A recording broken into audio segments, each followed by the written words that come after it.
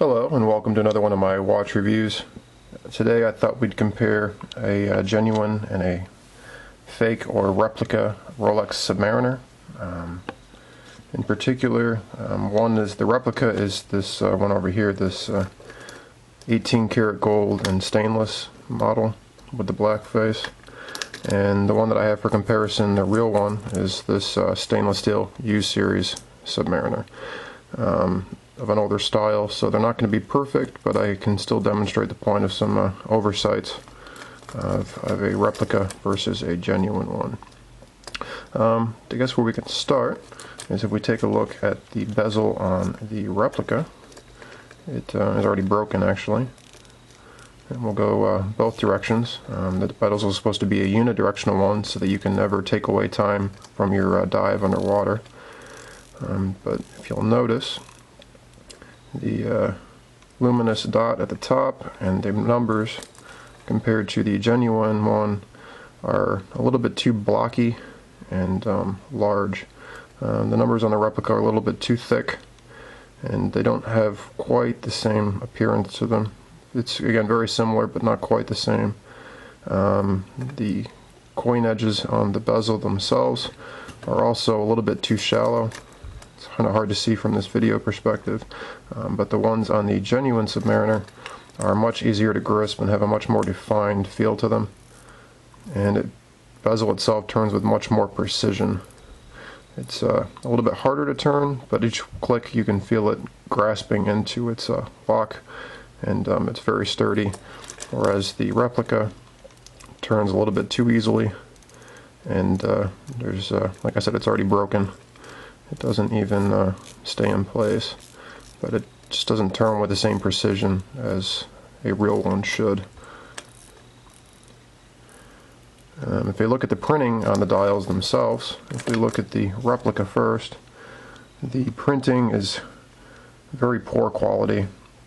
It's very blocky, a little bit too thick. The printing itself just doesn't very attractive to look at.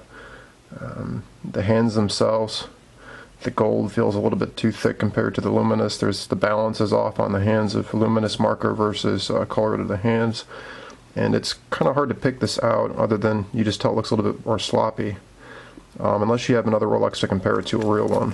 Whereas if we look at the printing on the genuine Rolex, everything just has that much more of a precision look. Everything is very crisp, everything is very clear. Everything from the crown, not the crown itself, the Rolex printing, it's just very clear and crisp. Whereas the replica comparison next to it is just that much more sloppy, it's harder to read, it's just of a lower grade. And again, the Rolex name itself even, there's definitely a difference. It's hard to pinpoint exactly what, but the genuine one, you can just tell there's that much more quality in the printing of it. The hands have a much nicer appearance to them, where the ones on the Rolex replica look almost too thick and misshapen. The second hand on the genuine one on the right ticks with a smoother sweep than the one on the replica. The replica one is a little bit more jagged with its movements.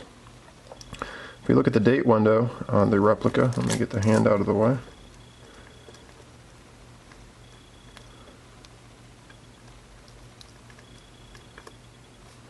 It does a pretty good job of filling out the date window. You can clearly see the 3.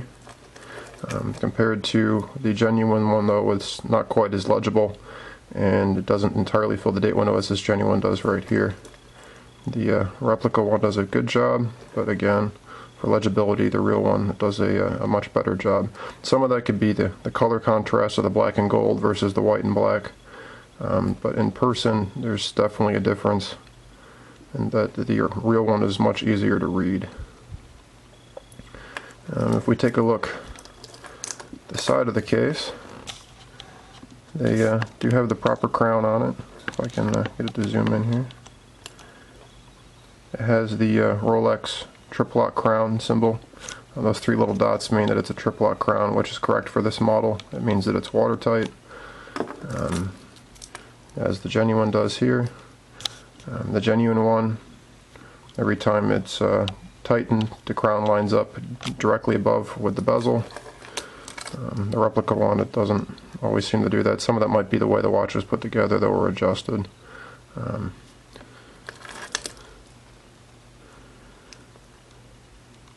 Again, they did a relatively good job, but the 3 dots below the crown are a little bit oversized, and the crown itself, it's much easier to see in person, it's a little bit sloppier than the real one. In terms of case design, I have a U series, so I have the holes in the bezel itself, or excuse me, in the case itself. This replica is of a newer model. I believe it's like 2000 and on, so there's no holes here, so that's not something I can really discount from this yet. It does have a hacking movement. Again, this one does have a hacking movement, so when you pull the stem all the way out, the second hand does stop, so you can properly set the watch. Most replicas don't. As you can see, genuine Rolex, that's the way it's supposed to work as well. Second hand stops. Just playing with the crown on a genuine one too, everything is that much smoother. It's just phenomenally smooth and very refined feeling. When on the replica, everything's kind of gritty. There's a loud clicking noise and you change the date, and it just feels like you're turning the gear through like sand. Again, it has a very low quality feel to it.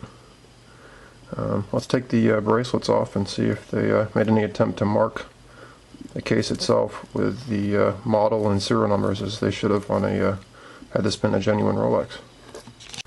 Okay, we now have the bracelet removed from this watch, the replica, and if we take a look at the head of the watch, they actually did bother to write, or excuse me, inscribe the Rolex design number on it. However, they picked the wrong one.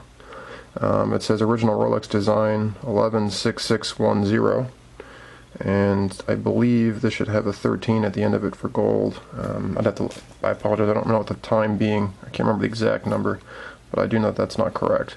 If you look at my genuine one here, if I can see it, it's kind of hard to tell, it's kind of faint. Original Rolex design 16610. So it looks like the fake has an extra number in it.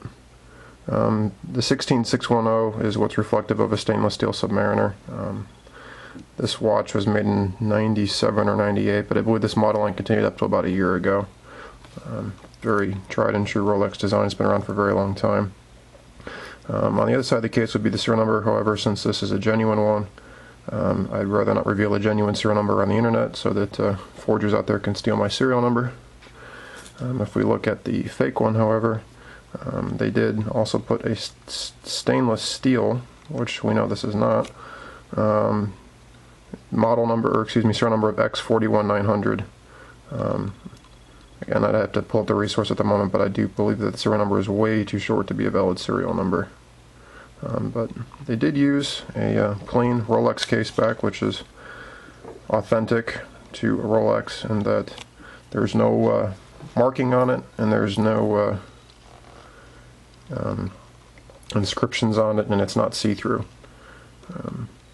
However, its grooves are a little bit at a harsher angle than a genuine one should be for an oyster case back. I don't have a case remover for this, or we'd take a look at the movement. I'm not quite sure what's in this movement, to be honest, but based at its lower beat per minute and the way the second hand's ticking, I'm assuming it's a low quality Korean movement, because I believe this watch was sourced from Korea.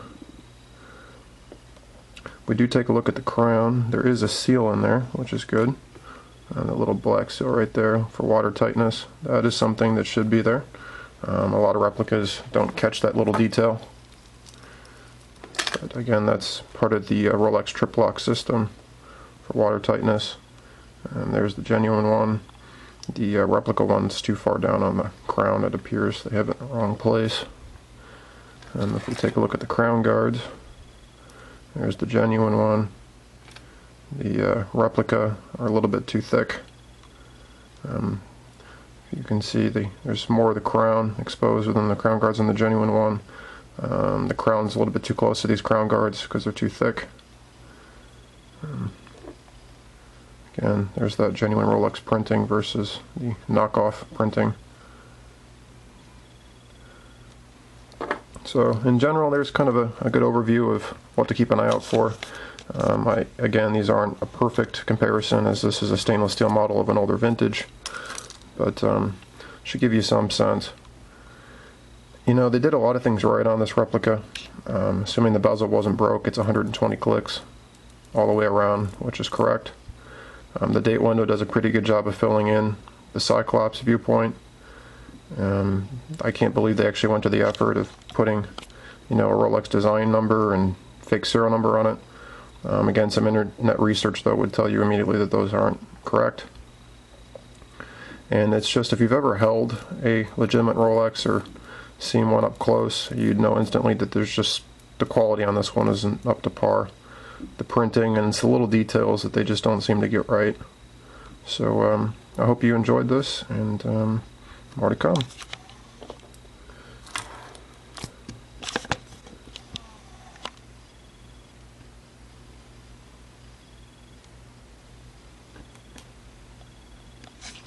One final note is the bracelet itself. Forgot to bring this up earlier.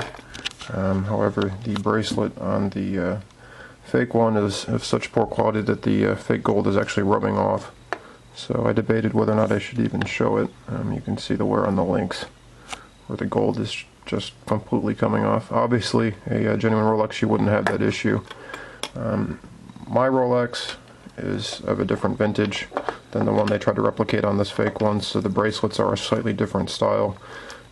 This has a newer style dive extension on it that is not properly set up. This is supposed to be further back, and there's supposed to be a release mechanism built in where you pop a pressure point and it pops out to give you a extension on the bracelet for a dive suit.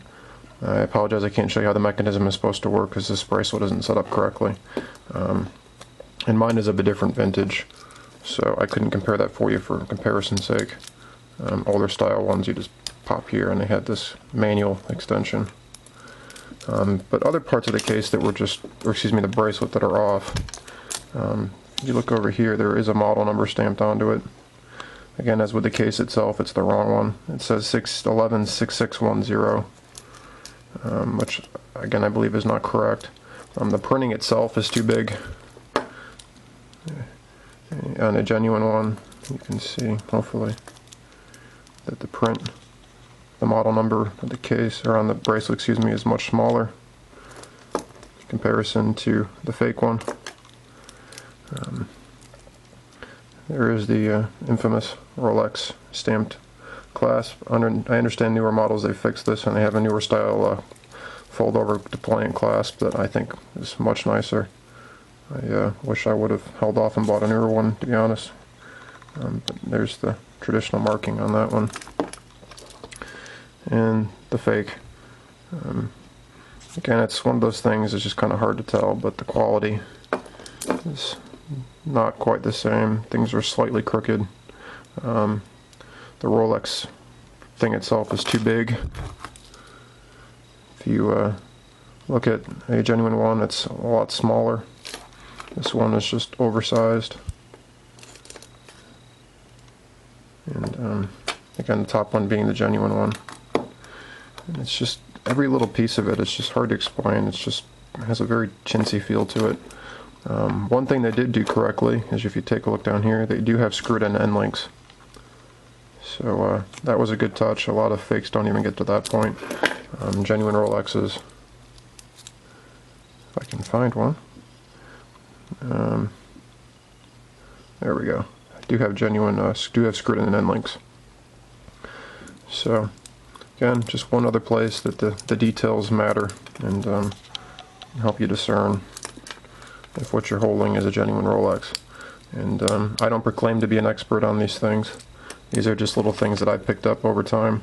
A jeweler would be your best representative to give you a sense if a Rolex watch is real or not. In terms of bracelets themselves, there are a lot of genuine Rolexes that are on what they call aftermarket bracelets, i.e. bracelets that weren't manufactured by Rolex. So just because the bracelet doesn't pass, visual examination doesn't mean that the watch itself is not legitimate.